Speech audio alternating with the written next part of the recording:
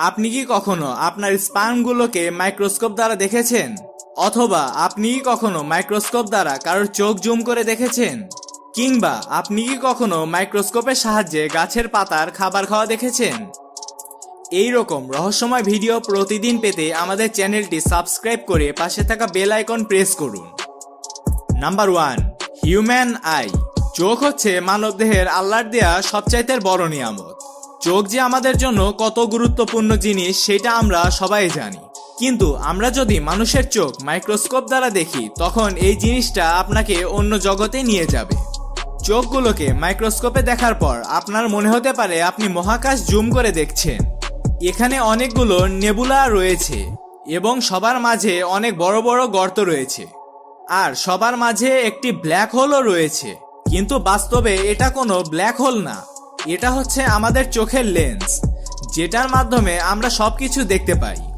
আর বিভিন্ন মানুষের চোখ বিভিন্ন রঙের হওয়ার কারণে এই জিনিসটাকে আপনারা বিভিন্ন রঙে দেখতে পান। নাম্বার 2, চক। চক হচ্ছে পৃথিবীতে ব্যবহার্য সবচাইতে কমন জিনিসগুলোর মধ্যে একটি। এগুলোকে ব্ল্যাকবোর্ডে ইউজ করার পাশাপাশি আরো অনেক রকমের কাজে ব্যবহার করা হয়। কিন্তু আপনারা যখন চকগুলোকে মাইক্রোস্কোপ দ্বারা দেখবেন তখন চকগুলোকে আর চক মনে হবে না, চকগুলোকে দেখে মনে হবে বড় বড় পাথরের ওপর বিভিন্ন রকমের নকশা খোদাই করা হয়েছে। এবং এই জিনিসটাকে যদি মাইক্রোস্কোপে না দেখা হতো তাহলে কেউই বিশ্বাস করতে পারতো না যে চকগুলো এই রকম। Number 3, human sperm. স্পার্ম বা শুক্রাণু সম্পর্কে জানে না এইরকম মানুষ হয়তো খুবই কমই আছে, কারণ ছোটবেলায় স্কুল কলেজে এই জিনিসগুলোকে শেখানো হয়ে থাকে। নর্মালি স্পার্মগুলোকে দেখতে অনেকটা শ্যাম্পুর মতো দেখা যায়, কিন্তু স্পার্মগুলোকে মাইক্রোস্কোপের নিচে কেমন দেখা যাবে এই জিনিস কি কখনো চিন্তা করে দেখেছেন? এই লোকটি যখন তার স্পার্মগুলোকে মাইক্রোস্কোপের নিচে রেখে জুম করে দেখে তখন স্পার্মগুলোকে অনেকটা এইরকম দেখা যাচ্ছিল।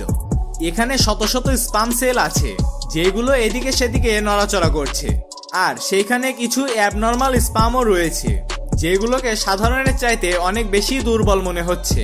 অথবা আপনি এই স্পার্মটিকে দেখুন, এটার পুরো মাথাই বাঁকা, আর এই স্পার্মটি লেজ বড় হওয়ার কারণে ঠিকমতো নড়াচড়াই করতে পারছে না। এখন আপনি মনে করতে পারেন লোকটির স্পার্ম দুর্বল কিনা। আসলে ব্যাপারটা এইরকম না। আমাদের স্পার্মের মধ্যে লক্ষ কোটি জীবিত সেল রয়েছে, আর ফার্টিলাইজ হওয়ার জন্য এগুলোর মধ্যে কেবল একটি সুস্থ সবল স্পার্মই যথেষ্ট। কারণ স্পার্মের মধ্যে এরকম লক্ষ লক্ষ অ্যাবনর্মাল সেল থাকে, কিন্তু বেবি হওয়ার জন্য সেই স্পার্মটি ডিম্বাণু পর্যন্ত যেতে পারে, যেটা কিনা সবচাইতে বেশি সুস্থ সবল এবং সবচাইতে বেশি শক্তিশালী। Number 4, human tongue. জিহ্বা মানবদেহের এমন একটি অঙ্গ যেটা না থাকলে আমরা কোনো কিছু স্বাদই নিতে পারতাম না।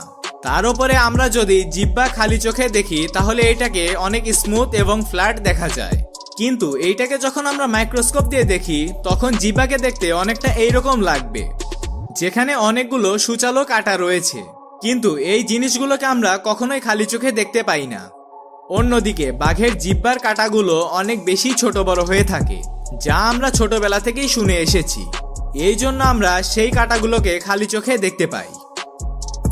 Number 5, plant.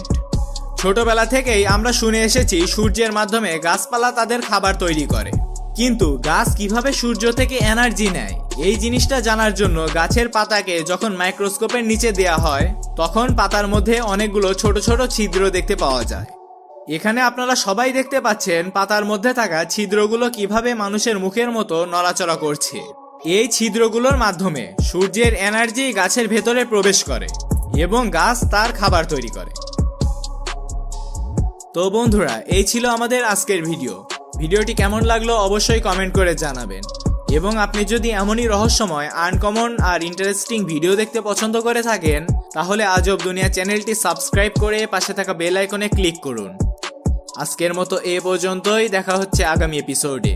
ততক্ষণ পর্যন্ত ভালো থাকুন, সুস্থ থাকুন, ধন্যবাদ।